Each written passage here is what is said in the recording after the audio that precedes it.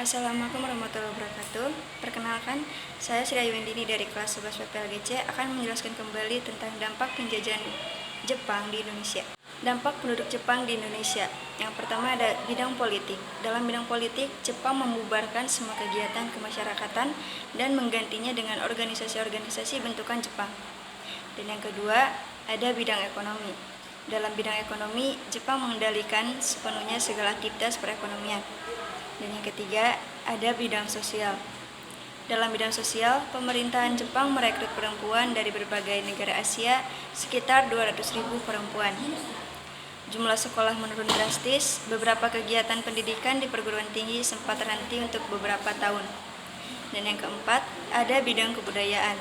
Banyak dalam lagu-lagu, film, drama yang sering dipakai untuk propaganda. Pemerintahan Jepang juga mendirikan sebuah pusat kebudayaan yang diberi nama Keimin Bunkei Shidoso. Juga perjuangan meraih kemerdekaan pada masa pendudukan Jepang. Yang pertama, perjuangan dengan cara kooperatif atau kerjasama. Perjuangan secara kooperatif dilakukan oleh tokoh-tokoh nasionalis yang duduk lembaga-lembaga penting bentukan Jepang. Dan yang kedua, perjuangan melalui gerakan bawah tanah. Yang pertama, kelompok Sukarni.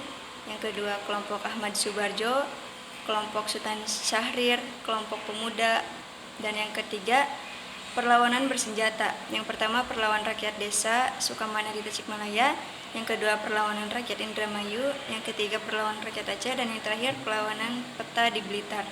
Akhir pendudukan Jepang di Indonesia. Yang pertama, janji kemerdekaan dan BPUPKI Letnan Jenderal Kumakichi Harada sebagai Panglima Tentara Jepang di Jawa mengumumkan dibentuknya Dokuritsu Junbi Kosakai, Badan Penyelidik Usaha-usaha Persiapan Kemerdekaan Indonesia, disingkat menjadi BPUPKI. BPUPKI melakukan sidang pertama dari 29 Mei sampai 1 Juni 1945. Hasil utama sidang ini adalah sebuah rumusan yang menjadi dasar negara. Sampai sidang berakhir, belum diperoleh kata sepakat untuk menjadikan Pancasila sebagai dasar negara. Oleh karena itu, BPUPKI membentuk panitia kecil. Karena anggotanya hanya 9 orang, maka disebut sebagai panitia 9. Tugasnya adalah menyelesaikan rumusan dasar negara serta tujuan dan asas yang akan digunakan oleh negara Indonesia yang akan lahir.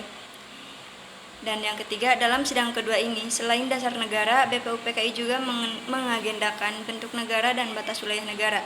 Dalam sidang ini, BPUPKI juga membentuk 3 panitia yang terdiri dari Panitia Hukum Dasar, Panitia Masalah Ekonomi, dan Panitia Masalah Bela Negara.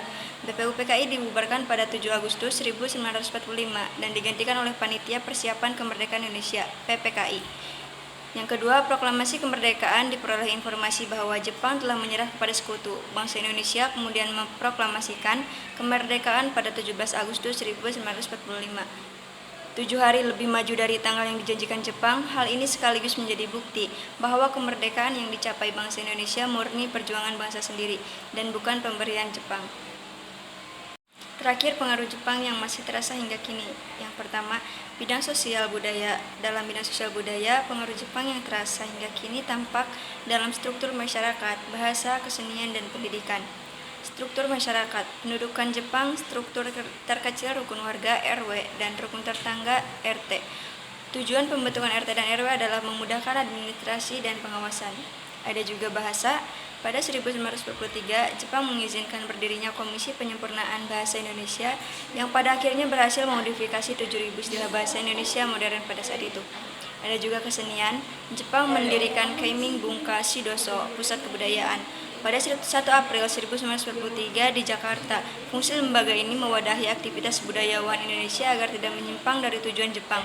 Pada Agustus 1943, Jepang membentuk Persatuan Aktris Film Indonesia Persafi. Pendidikan. Pada masa pemerintahan Jepang, rakyat dari lapisan manapun berhak untuk mengenyam pendidikan formal. Jepang menerapkan sistem pendidikan formal seperti di negaranya, yaitu SD 6 tahun, SMP 3 tahun, dan SMA 3 tahun. Sistem ini masih diterapkan oleh pemerintah Indonesia sampai saat ini. Yang kedua, di bidang militer. Jepang ikut membantu membangun semangat nasionalisme di kalangan kaum muda Indonesia melalui latihan-latihan militer yang mereka lakukan. Proses itu disebutnya dirancang untuk kepentingan perang Jepang. Akan tetapi, efek sampingnya justru menguntungkan bagi Indonesia, terutama dalam proses persiapan kemerdekaannya, dan bahkan terus dipraktikkan sampai sekarang. Terima kasih. Sekian presentasi dari saya.